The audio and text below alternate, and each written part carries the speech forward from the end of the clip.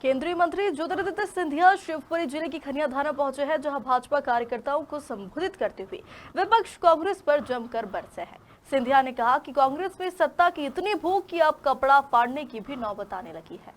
विधानसभा चुनाव की तैयारी के बीच केंद्रीय मंत्री ज्योतिरादित्य सिंधिया गुरुवार को शिवपुरी जिले की खनिया थाना पहुंची है, जहां भाजपा कार्यकर्ता सम्मेलन में शामिल हुए हैं। जहां कार्यकर्ताओं को संबोधित करते हुए केंद्रीय मंत्री कांग्रेस पर जमकर बरसते नजर आए हैं। सिंधिया ने कहा कि इन लोगों में सत्ता की इतनी भूख है कि एक पूर्व मुख्यमंत्री दूसरे पूर्व मुख्यमंत्री के कपड़े फाड़ने की बात सार्वजनिक रूप में कह रहा है, तो ऐसे में यहाँ लोग अगर सत्ता में आ गए तो फिर गरीब जनता का क्या होगा। है सत्ता की इतनी भूख है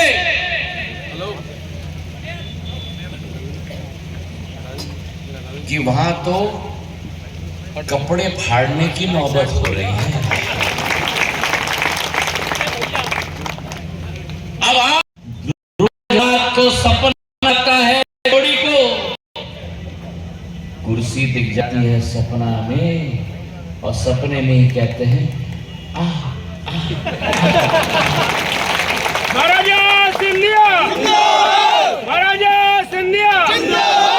ऐसे भ्रष्टों से जिन्होंने 15 महीनों में प्रदेश की को तहस नहस कर लिया था, 15 महीनों में कल्याणकारी योजनाओं को बंद कर दी थी, बीमारू राज्य से उठाकर बेमिसाल राज्य में परिवर्तित कर लिया है। आज लड़ाई उस बेमिसाल राज्य को राष्ट्र के शिखर पे पहुंचाने की लड़ाई है।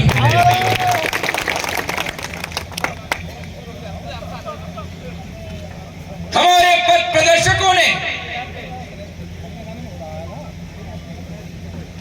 दीनदयाल उपाध्याय जी ने, श्यामा प्रसाद मुखर्जी जी ने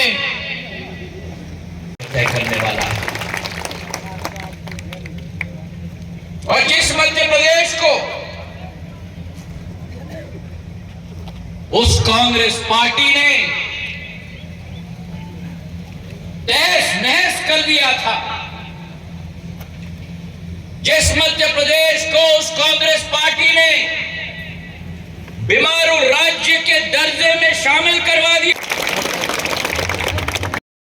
आज आपका बैठने का दिन है, मेरा मेहनत करने का दिन है।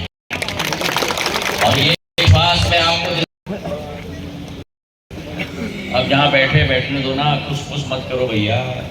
मेरी विश्वास मेरे एक कार्यकर्ता को दिलाना चाहता हूं, और 6 बजे प्रधानमंत्री कार्यालय में बैठने के लिए, काम करने के लिए जाते हैं। और वो इसलिए मेरे भाई और बहनों, वो इसलिए क्योंकि मां भारती की सेवा में प्रधानमंत्री नरेंद्र मोदी जी अपना एक एक क्षण समर्पित कर चुके हैं।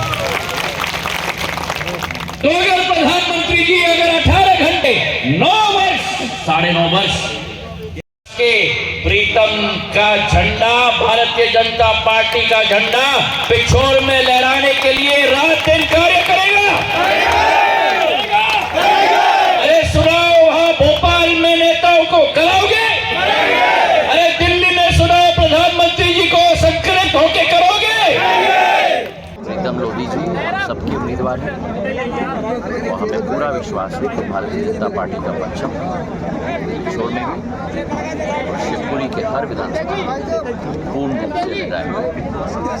जो काम प्रधानमंत्री नरेंद्र मोदी जी की योजनाओं के आधार पर, मुख्यमंत्री शिवराज सिंह जी की योजनाओं के आधार पर अकाल्पनिक कार्य हुए। अभी 10 दिन पूर्व ही ग्वालियर में मैंने 8 तारीख को शिवपुरी के लिए 2 बांधों का शिलान्यास करवाया। 1000 करोड़ रुपए के दोनों बांध, एक सोनपुरा एक और नदी वाला, उससे करीब 50,000 सिंचित। तो समय है विकास का, समय है प्रगति का।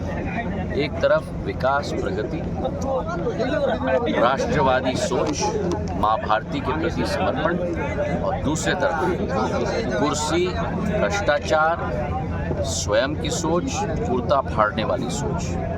जनता को इन दोनों सोचों के बीच में अपना निर्णय लेना है। मुझे पूरा विश्वास है जो अल्प समय हम लोगों को मिला, 3 वर्ष नहीं 15 महीने मिलेंगे, कि 2 साल तो कोरोना में चले गए थे। 15 साल उस कांग्रेस की 15 महीने उस कांग्रेस की सरकार और 15 महीने हमारी भारतीय जनता पार्टी की सरकार, ज़मीन आसमान का अंतर है। मुझे पूरा विश्वास है कि भारतीय जनता पार्टी का परचम पूरे प्रदेश में लहराएगा। विधानसभा में आए दिन प्रत्याशी बदल रहे हैं कांग्रेस के।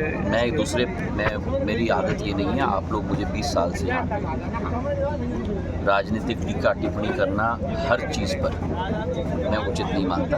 प्रत्याशी अगर उनके बदल रहे हैं तो ये उनका काम है, ये कहने में आ रहा है उनकी कठिनाई है। हमारा प्रत्याशी 3 महीने पहले घोषित हो गया था।